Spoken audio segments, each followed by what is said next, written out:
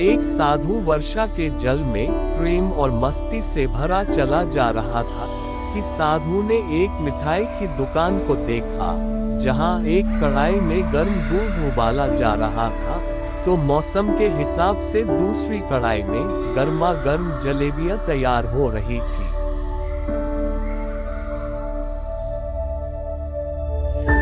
साधु कुछ क्षणों के लिए वहां रुक गया। शायद भूख का एहसास हो रहा था या मौसम का असर था। साधु हलवाई की भट्टी को गौर से देख रहा था।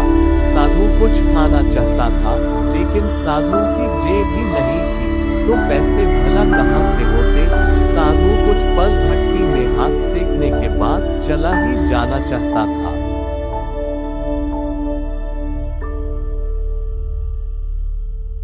कि नेक दिल हलवाई से रहा ना गया था और एक प्याला गर्म दूध कुछ जलेबियां साधु को दे दी। साधु ने गर्म दूध और जलेबियां खाए और ऊपर की ओर हाथ उठा के हलवाई के लिए प्रार्थना की, फिर आगे चल दिया। साधु बाबा का पेट भर चुका था। दुनिया के दुखों से बेपरवाह, नए जोश से बारिश के गंदे पानी के छींटे उड़ते जा रहा था। वह इस बात से बेखबर था कि एक नव विवाहित जोड़ा भी वर्षा के जल से बचता बचता उसके पीछे आ रहा था। एक बार इस मस्त साधु ने बारिश के गंदे पानी में जोर से लात मारी। बारिश का गंदा पानी उड़ता हुआ सीधा पीछे आने वाली युवती के कपड़ों को भिगो गया। उस औरत के कीमती कपड़े कीचड़ में लथपथ हो गए।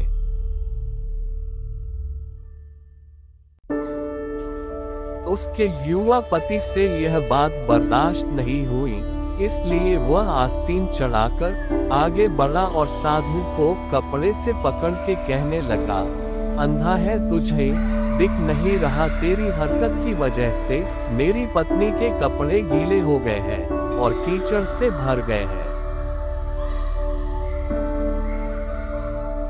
साधु हक्का बक्का सा खड़ा था, जबकि इस युवा को साधु का चुप रहना ना खुशगवार गुजर रहा था।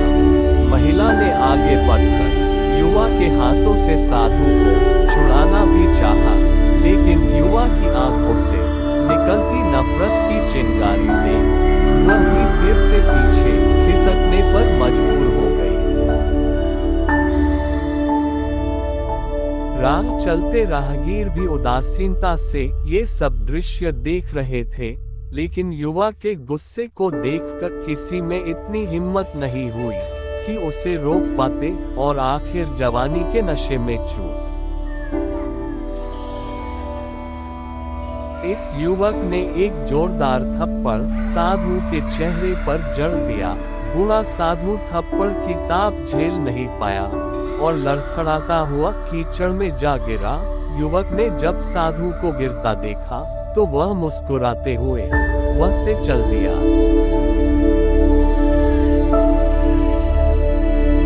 बूढ़े साधु ने आकाश की ओर देखा और इसके मुंह से निकला, ओ भगवान, कभी गर्म दूध जलेबी और कभी गर्म थप्पड़, लेकिन जो तू चाहे वह सब मुझे मंजूर है। ये कहता हुआ वह एक बार फिर आपने रास्ते निकल लिया।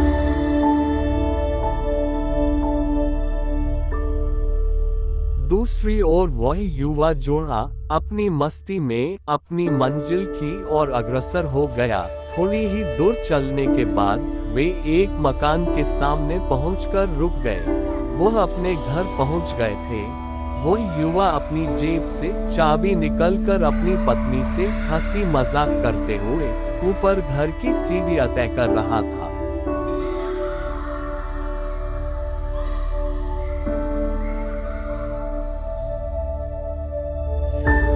बारिश के कारण सीढ़ियों में फिसलन हो रही थी। अचानक युवक का पैर फिसल गया और वह सीढ़ियों से नीचे गिरने लगा। महिला ने बहुत जोर से शोर मचाकर सभी लोगों का ध्यान अपने पति की ओर आकर्षित करने लगी, जिसकी वजह से काफी लोग तुरंत सहायता के लिए युवा युवा की ओर लपके, लेकिन देर हो चुकी थी। युवक का सिर फट चुका था और कुछ ही देर में ज्यादा खून बह जाने के कारण इस नौजवान की मौत हो चुकी थी।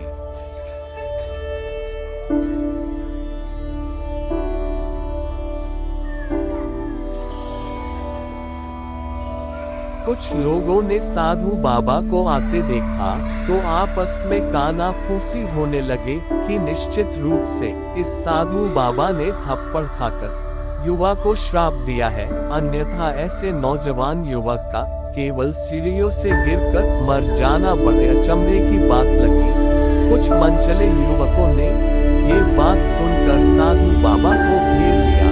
एक युवक कहने लगा कि आप कैसे भगवान के भक्त हैं, जो केवल एक थप्पड़ के कारण युवा को श्राप दे बैठे। भवन के भक्तों में रोष व गुस्सा जाहिर नहीं होता। आपको जरा सी असुविधा पर धैर्य न रख सके, साधु बाबा कहने लगे।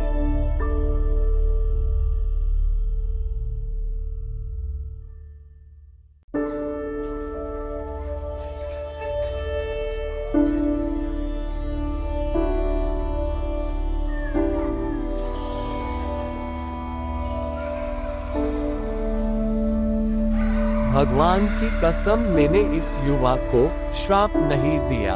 अगर आपने श्राप नहीं दिया तो ऐसा नौजवान युवा सीढ़ियों से गिर कर कैसे मर गया। तब साधु बाबा ने दर्शकों से एक अनोखा सवाल किया कि आप में से कोई इस घटना का चश्मदीद गवाह मौजूद है। एक युवा ने आगे बढ़कर कहा, मैं इस सब घटना का चश्मदीद गवाह हूँ। साधु ने अगला सवाल किया, मेरे कदमों से जो कीचड़ उछला था, क्या उसने युवा के कपड़ों को दागी किया था? युवा बोला, नहीं, लेकिन महिला के कपड़े जरूर खराब हो गए थे। साधु ने युवा की बाहों को थामते हुए पूछा, फिर युवा ने मुझे क्यों मारा? युवा कहने लगा, क्योंकि वह युवा उस महिला का प्रेमी था और वह बर्दाश्त नहीं कर सका कि कोई इसकी प्रेमिका के कपड़े गंदे करे, इसलिए उस युवक ने आपको मारा। युवक की बात सुनकर साधु बाबा ने एक जोरदार ठहाका बुलंद किया और यह कहता हुआ वह से विदा हो गया।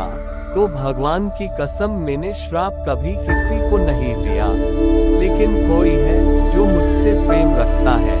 अगर उसका यार सहन नहीं कर सकता तो मेरे यार को कैसे बर्दाश्त होगा कि कोई मुझे मारे? और वह इतना शक्तिशाली है कि दुनिया का बड़े से बड़ा राजा भी उसकी लड़ी से डरता है।